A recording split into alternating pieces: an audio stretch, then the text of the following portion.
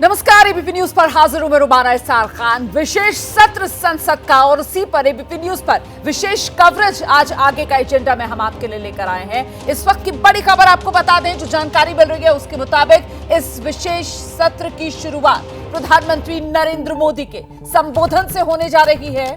ये इस वक्त की बड़ी खबर। आज से संसद के विशेष सत्र की शुरुआत हो रही है। प्रधानमंत्री नरेंद्र मोदी के संबोधन से संसद सत्र की शुरुआत होने जा रही है।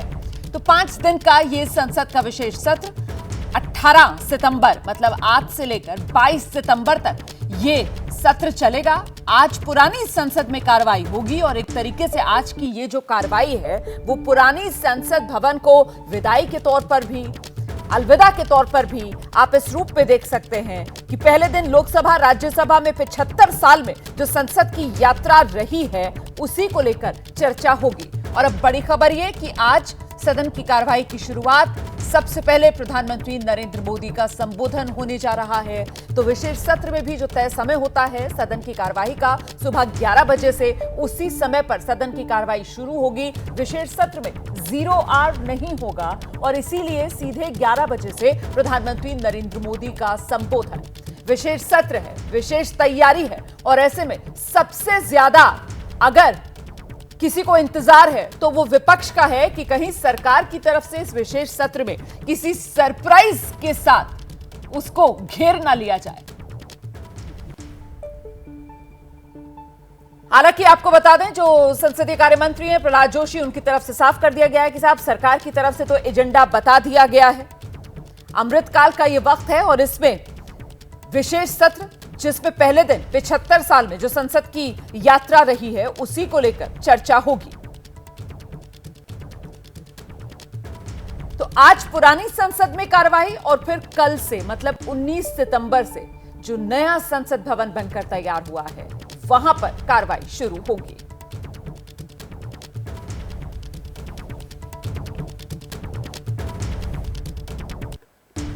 और इस बीच आगे बढ़ते हैं, जल्दी से आपको बताते हैं कि आज सदन की कार्रवाई शुरू होने से पहले, विशेष सत्र की शुरुआत से पहले जो संसदीय कार्य मंत्री हैं प्रहलाद जोशी, उनका बड़ा बयान सामने आ गया है। विशेष सत्र में प्रधानमंत्री नरेंद्र मोदी बोलेंगे, ये जानकारी संसदीय कार्य मंत्री की तरफ से ही साझा की गई है। उन्हीं की तरफ से बताया जा रहा है कि एजेंडा सरकार की तरफ से साफ कर दिया गया है। आगे क्या आएगा ये हम कैसे बता सकते हैं, ये कहकर वो जो सरप्राइज एलिमेंट है उसको लगातार जिंदा रखा गया है यहां पर संसदीय कार्य मंत्री के बयान में भी। जरा सुनिए। क्लैरिफिकेशन जो कुछ भी उनका डिमांड था, रिक्वेस्ट था, हमने सब कल ऑल पार्टी मीटिंग में क्लियर कर दिया है। आप और नया लाएंगे, ला सकते हैं, तो इमेजिनेशन के लिए मैं कैसा उत्तर दूं? कोई भी सरकार और कोई भी व्यक्ति आप इमेजिन करते ही जाओ, हम उत्तर देते रहे, कैसे होगा? तो हमने तो हमारा जो एजेंडा है हमने बताया है। और आगे आएगा क्या, आगे का और परसों क्या आएगा और परसों क्या आएगा, ये तो हम कैसे बोल सकते हैं? तो आज के दिन में हमारा एजेंडा जो है हमने क्लियर कर दिया है। आज तो मैं इतना ही कल भी निवेदन किया हूँ और आपके माध्यम से आज भी निवेदन करता हूँ। आज जो 75 इयर्स का संविधान सभा से लेके आज तक हमारा अनुभव, सीख, ये सब के बारे में आज चर्चा है। संसदीय कार्य मंत्री प्रहलाद जोशी को आप सुन रहे थे। हम सीधे आपको लेकर चलेंगे, हमारे साथ हमारे सहयोगी आशीष कुमार सिंह इस वक्त मौजूद हैं। आशीष, सरकार की तरफ से साफ किया जा रहा है कि साहब हमने अपना एजेंडा आज के दिन का बता दिया है, लेकिन इंतजार विपक्ष को इसी बात का कि कहीं किसी सरप्राइज के जरिए घेराबंदी ना हो जाए विपक्ष की। यही सबसे बड़ी चिंता है विपक्ष की। जी बिल्कुल, इस बात की शंका तो है। और अब से थोड़ी देर पहले जब मैं कांग्रेस के लोकसभा में लीडर अधीर रंजन चौधरी से बात कर रहा था तभी उन्होंने ये बोला कि कल हमने बार बार पूछा तो भी सरकार की तरफ से ये हिंट दिया गया कि भाई एक आध और बिल्स ऐसे हो सकते हैं जिस पे हम आपको लेटर अपडेट करेंगे। हालांकि सरकार की तरफ से टू बी फेयर अभी तक ऐसा कोई संकेत नहीं मिला है कि कोई कंट्रोवर्शियल बिल वो प्लेस करने वाले हैं, लेकिन कल की बैठक में ऑपोजिशन को ये बताना कि एक आध और बिल हो सकते हैं, तो निश्चित तौर पर इसी वजह से शंका है सभी के मन में कि कहीं ऐसा तो नहीं कोई एलिमेंट ऑफ सरप्राइज आने वाला, और ऐसा बड़ा सरप्राइज जिसके लिए मोदी सरकार जानी जाती है। बहरहाल अभी के लिए फोकस करें तो आज जरूर संविधान सभा को लेकर के चर्चा होनी है, जिसमें संभव है कि जिसकी शुरुआत प्रधानमंत्री मोदी खुद करें, और इसके बाद की आइटिनरी पता है, फिर विपक्ष के नेता भी बोलेंगे, तमाम दिन भर चर्चा होगी। हालांकि फिर मैं दोहरा दूं कि अधीर रंजन चौधरी जो कि पार्टी के नेता हैं, प्रिंसिपल ऑपोजिशन पार्टी के लोकसभा में, वो कह रहे थे कम से कम इस पे 2 दिन की चर्चा होनी चाहिए थी ताकि हम भी अपनी सारी बातें रख सकते पार्लियामेंट को लेकर के, रिच पार्लियामेंट हिस्ट्री को लेकर के।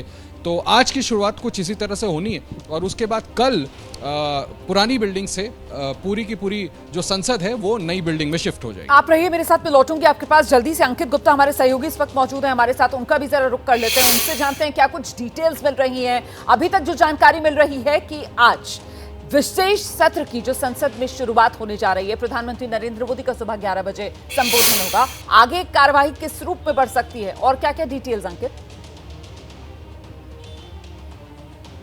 रोमाना, पहले मैं एक तस्वीर से शुरुआत करना चाहूंगा, क्योंकि इस वक्त मैं संसद भवन परिसर के बाहर हूं, और संसद भवन इस वक्त 2 इमारतें हैं। एक जो है पुरानी संसद भवन, जो आज के बाद में पुरानी संसद भवन के तौर पर जानी जाएगी, वो मेरे लेफ्ट हैंड साइड पर है, और वहीं अगर राइट हैंड साइड की बात करता हूं तो नया संसद भवन, जहां पर से कल से जो है आधिकारिक तौर पर शिफ्टिंग हो जाएगी और कार्रवाई शुरू हो जाएगी। लेकिन आज का दिन जो कि पुरानी संसद भवन में होना है, जिस बात का जिक्र आशीष कर रहे थे ना कि संसद के जो 75 आजादी के बाद के जो 75 सालों का इतिहास है उस पर चर्चा होगी, लेकिन उसमें महत्वपूर्ण क्या है, उसमें जब मैं जो तमाम विपक्षी पार्टियों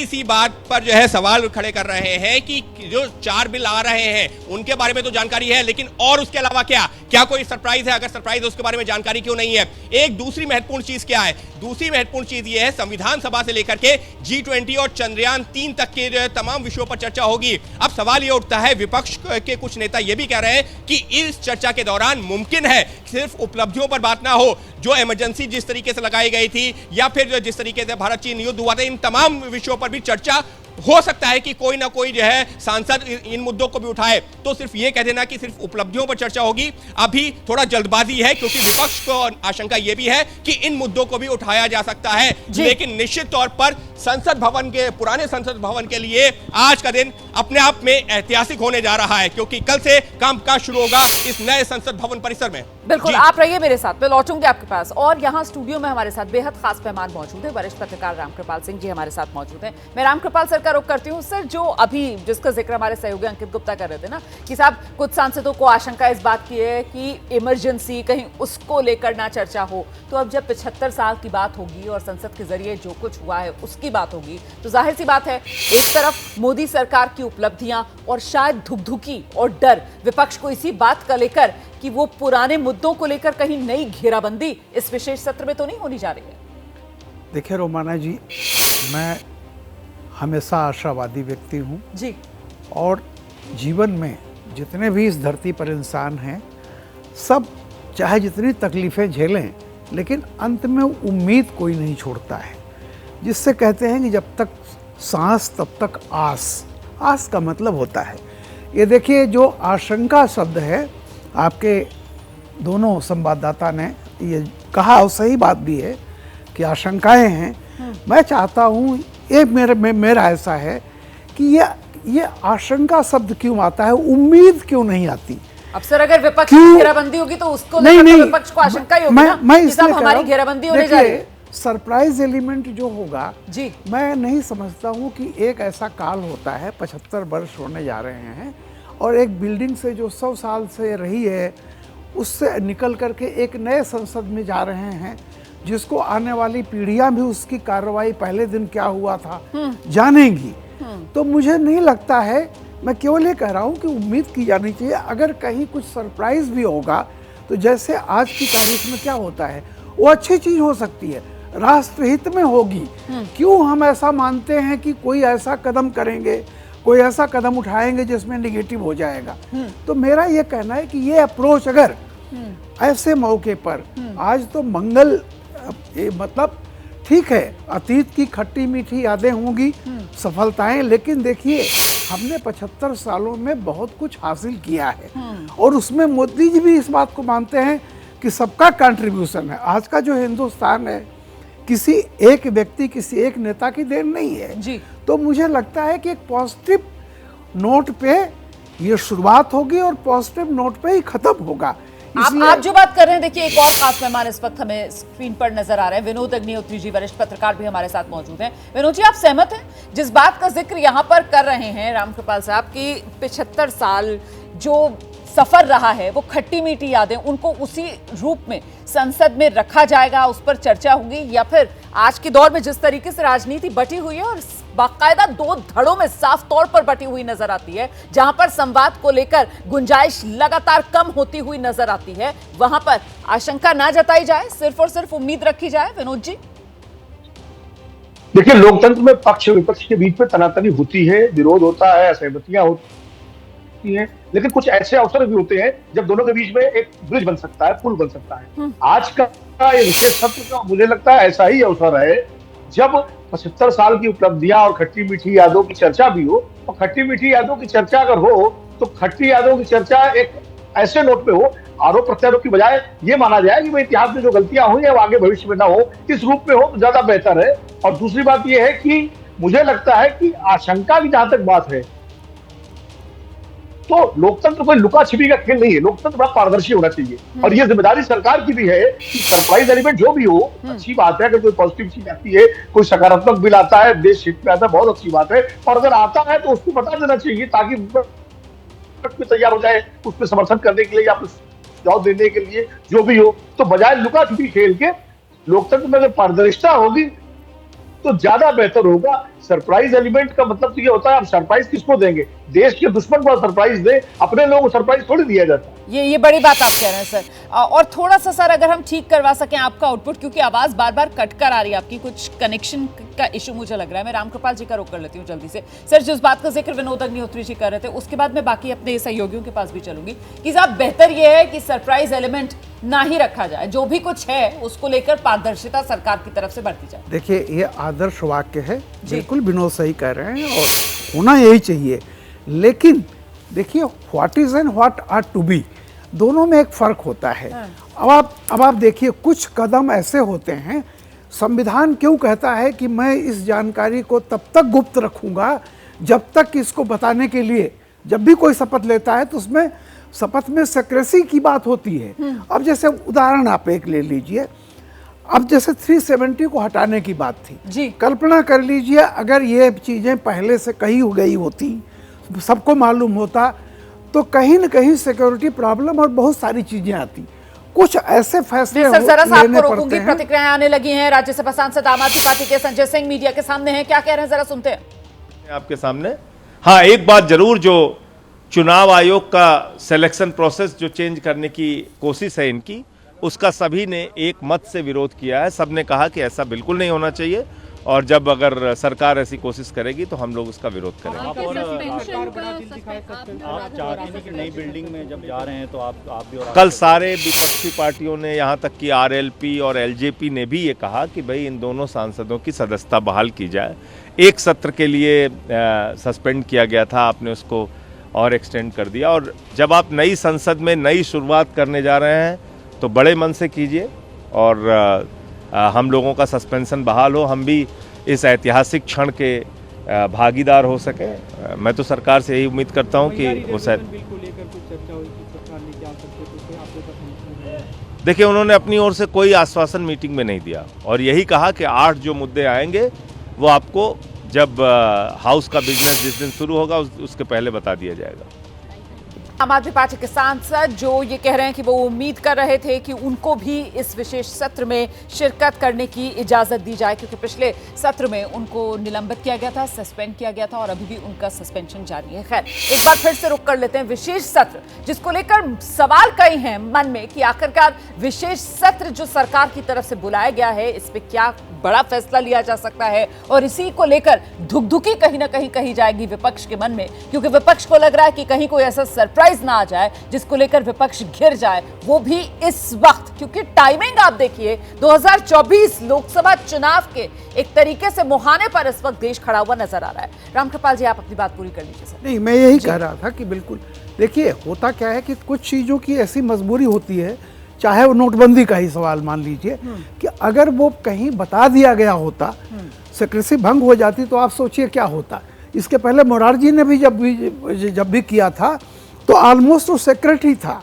मुझे याद है कि कैसे अचानक पता चला, क्योंकि ऐसा नहीं होता कि अविश्वास किया जा रहा है। बहुत सारी चीज़ें जब बाहर आ जाती हैं तो जो मेन मकसद होता है उसको पूरा करने के लिए दिक्कतें आ जाती हैं। सिंपल सी एक बात थी। तो मेरा ये कहना है कि हम ये माने कि अगर कोई सरप्राइज इस तरह से होगा भी तो वो राष्ट्र हित में होगा। क्यों हम ऐसा मान के पहले चल रहे हैं कि कुछ गड़बड़ ही होगा। तो मैं ये कह रहा हूँ कि देखिए ये मौका ऐसा है। सवाल तो इस बात को लेकर उठता है ना कि चाहे अनुच्छेद 370 की बात हो या फिर नोटबंदी की बात हो, आज तक विपक्ष तो उसको राष्ट्रहित में एक तरीके से मान ही नहीं पाए ना। अनुच्छेद 370 वाला मामला जो है वो सुप्रीम कोर्ट में है। नोटबंदी को लेकर गाहे बगाहे विपक्ष की तरफ से अब भी रह रहकर घेराबंदी होती है। पूछा जाता है कि सरकार की तरफ से जो कहा गया था कि साहब ब्लैक मनी खत्म हो जाएगा और साथ ही आतंकवाद पर लगाम लग जाएगा, वो कौन से हित नोटबंदी से आपने साध लिए हैं? आ रही हूँ सर, जरा सा विनोद जी का जवाब ले लेते हैं, वो भी हाथ उठा रहे थे, फिर आप आ जाइएगा दोबारा। विनोद जी जल्दी से सर। देखिए, आदर्श और व्यवहार की बात रामपाल जी ने की जी। हमारे लोकतंत्र का तकाजा है कि हम आदर्श की तरफ बढ़ें। ये सही है कि कई बार व्यवहारिक दिक्कतें होती हैं। और जो शपथ लेते वक्त जो गोपनीयता की बात होती है, वो गोपनीयता ये नहीं होती है कि आप विधेयक लाने में गोपनीयता बरते हो। विधेयक वो होता है सरकार के कामकाज में बहुत सारे तथ्य ऐसे होते हैं जिनको सार्वजनिक नहीं किया जाना चाहिए, इसलिए वो गोपनीयता की शपथ ली जाती है। दूसरी बात यह है 370 का मसला निश्चित रूप से गोपनीय रखने लायक था। नोटबंदी की उपलब्धि तो सरकार भी अपनी उपलब्धियों में नहीं गिनाती। आज की तारीख में अगर आप बीजेपी का प्रचार देखें, जो 9 साल की उपलब्धियां हैं, उसमें नोटबंदी का कहीं जिक्र ही नहीं है। और नोटबंदी के कारण जितनी तकलीफें लोगों को उठानी पड़ी वो भी सबके सामने है। ये जो इसलिए गोपनीयता कहां बरती जाए कहां न बरती जाए। अब अगर संसद में आपको कोई विधेयक लाना है, अगर आपको लगता है कि इसको सार्वजनिक नहीं करना है, तो कम से कम विपक्ष के कुछ नेताओं को बुला करके विश्वास में ले लीजिए। तरीके होते हैं। सही। कॉन्फिडेंस बिल्डिंग का ये मौका, कॉन्फिडेंस बिल्डिंग के मेजर्स क्या देखने के लिए मिलेंगे, इस पर मैं आ रही हूं। जल्दी से एक बड़ी खबर इस वक्त आ रही है, उसके बारे में जरा जल्दी से दर्शकों को जानकारी दे देते हैं। विशेष सत्र आप जानते हैं शुरू होने वाला है, 1 घंटे से भी कम का वक्त बाकी रह गया है। और इससे पहले अब जातीय जनगणना की मांग, आम आदमी पार्टी के नेता हैं सुशील कुमार रिंकू, उनकी तरफ से यह कहा जा रहा है महिला आरक्षण पर हम समर्थन करते हैं, लेकिन जातीय जनगणना होनी चाहिए। सरकार पर एजेंडा छुपाने का आरोप भी विपक्ष की तरफ से लगाया जा रहा है। देखिए, वही जिसको एक तरीके से यह कहा जा रहा है कि साहब कुछ मुद्दों पर गोपनीयता बरतनी जरूरी होती है, वहीं दूसरी तरफ विपक्ष की तरफ से एजेंडा छुपाना इसको करार दिया जा रहा है। सुनिए जरा आम आदमी पार्टी के सांसद क्या कह रहे हैं। आज से संसद का विशेष सत्र शुरू होने जा रहा है, लेकिन इससे पहले विपक्षी पार्टियों ने ये कहा है कि उनको अभी तक एजेंडा नहीं बताया गया, जिसका विरोध जो है तमाम पार्टियां कर रही हैं। इस बारे में बातचीत करने के लिए हमारे साथ आम आदमी पार्टी के पंजाब से लोकसभा सांसद सुशील रिंकू जी हैं। सुशील जी, ये जो कहा जा रहा है कि आप लोग को अभी तक एजेंडा नहीं मिला है और आज पहला दिन है विशेष सत्र का, तो क्या आप इसका विरोध करने लगा? देखिए, कल ऑल पार्टी मीटिंग है जो केंद्र की सरकार जो उसने बुलाई थी, और आदरणीय राजनाथ सिंह जी इस मीटिंग को जो लीड कर रहे थे। तो अमूमन जो विपक्ष की मीटिंग है सदन से पहले इसीलिए बुलाई जाती है कि कौन कौन से ज़रूरी काम हैं, ज़रूरी बिल हैं, उनके ऊपर जो सदन का एजेंडा होता है उसके ऊपर डिस्कशन की जाती है। पर कल एक भी जो एजेंडा है उसके ऊपर डिस्कशन नहीं हुई। मैं समझता हूँ कहीं ना कहीं सरकार कुछ बड़ा छुपा रही है, कुछ ऐसा लाना चाहती है जो देश हित में ना हो करके सिर्फ और सिर्फ भारतीय जनता पार्टी के हित में हो। इसलिए अभी तक भी जो एजेंडा है वो डिस्ट्रीब्यूट नहीं किया गया। इलेक्शन कमीशन है जो उसकी अपॉइंटमेंट का बिल है वो सरकार लेके आ सकती है, और मुझे इस बात का डर है कि इस बिल के ज़रिए जो इलेक्शन कमीशन ऑफ इंडिया है उसकी ताकत जो कम करने की सरकार की कोशिश है। मुझे लगता है कि इस बार वो सरकार ये खेल जरूर खेलेगी। वुमेन रिजर्वेशन बिल की भी चर्चा है, तो इसको आम आदमी पार्टी क्या समर्थन दे रही?